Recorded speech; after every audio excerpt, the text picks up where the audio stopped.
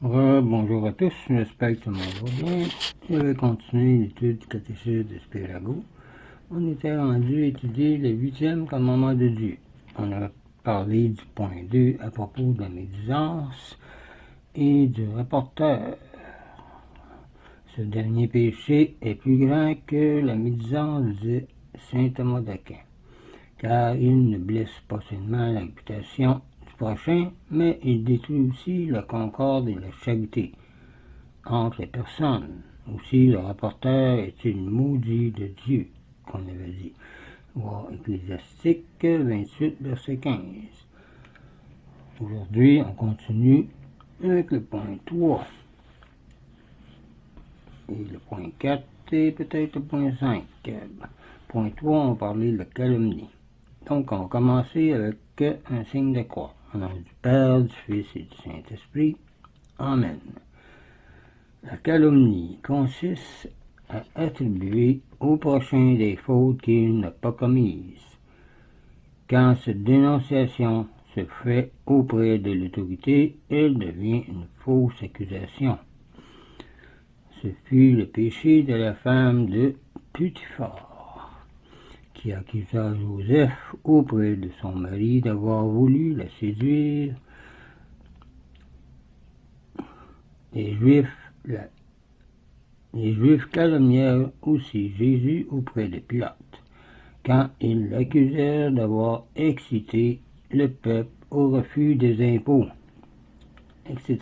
Voir Saint Luc 23, verset 2.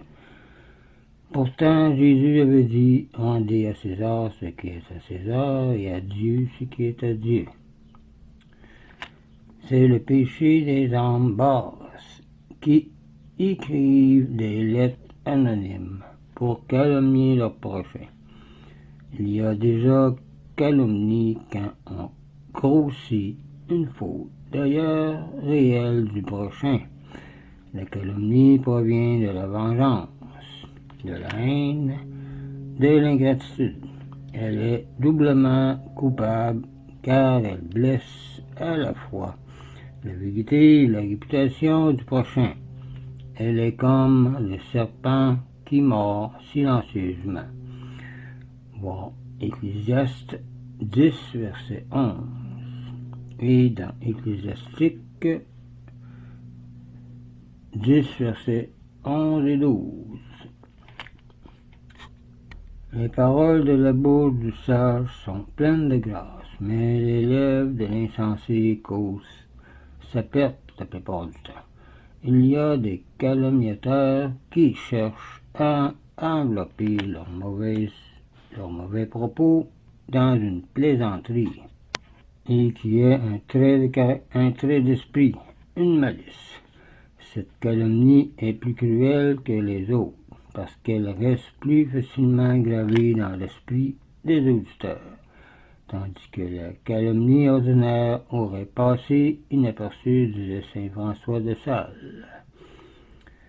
Il en est de même des calomnies que l'on fait précéder d'un éloge, comme par exemple « c'est du reste un bien brave homme, mais il y a telle chose ». Ce trait pénètre plus profondément dans l'esprit comme une flèche lancée par un arc dont on n'a plus tendu la corde, disait saint François de Sales encore. Ces personnes, dit le psalmiste, ont du venin de vipère sur les lèvres ou la langue. Pour le psaume 13, verset 3 ou le psaume 14, verset 3. Quatrièmement, l'outrage, où l'injure consiste à témoigner publiquement à quelqu'un le mépris que l'on professe pour lui ou elle. La calomnie et la médisance se commettent en l'absence du prochain, tandis que l'outrage se commet à sa face. Il est à la médisance ce que la rapine est au larcin, disait saint Thomas d'Aquin. Celle-là mine la bonne opinion que l'on a du prochain dans son cœur, tandis que l'injure ruine l'honneur qu'on lui témoigne extérieurement même. Simei injuriait David lorsqu'il lui criait « Homme du diable » et lui jetait des pierres. Voir dans 2 Samuel 16, versets 5 et 6. Les Juifs ont souvent injurié Jésus aussi, en l'appelant samaritain ou de possédé du démon. Voir Saint Jean 8, verset 48. On a généralement recours à l'injure quand on est dans son tort, d'où le proverbe. Tu te fâches, donc tu as tort. En effet, celui qui est dans son droit n'a pas besoin de recourir à l'outrage ou même de se fâcher. La vérité est victorieuse par elle-même. Il faut ranger sous l'injure les paroles piquantes et la raillerie, qui consiste à rendre quelqu'un ridicule ou à le faire rougir devant les autres en public. Les paroles blessantes sont souvent très douloureuses pour le prochain et le remplissent d'amertume. Les coups de fouet, dit la Sainte Écriture dans Ecclésiastique 28, verset 21, meurtrissent, mais les coups de langue brisent les os. Les mauvaises langues sont pires que le glaive. C'est comme une forêt en feu, dit Saint Jacques 3, versets 1 à 18. Il faut maîtriser votre langue pour atteindre la perfection, car on pêche souvent beaucoup par la langue. Point 5. Écouter avec plaisir les paroles blessantes pour l'honneur du prochain, c'est se rendre même coupable du péché de celui qui les profère. Mal parler du prochain, c'est allumer le feu. Y prêter l'oreille, c'est l'entretenir. S'il n'y avait personne pour l'écouter, la médisance, il n'y aurait pas de médisant aussi, disait Saint Hygride. Les écouter, c'est donc s'en rendre complice et perdre son temps, et les encourager à mal parler des autres, disait Saint Bernard. Je ne voudrais pas décider lequel des deux péchés est le plus grand. Il n'y a qu'une différence. L'un a le démon sur la langue et l'autre dans les oreilles. Nous n'avons qu'un profit à parler mal des autres, mais le plus grand des avantages, à apprendre que tel ou tel est coupable quand on ne le sait même pas. Il faut donc mieux employer nos efforts à scruter notre propre conduite et d'avoir une vie de plus en plus sainte comme Dieu le veut, disait Saint Jean Chrysostome, et voir Romains chapitre 12, ou Lévitique chapitre 19.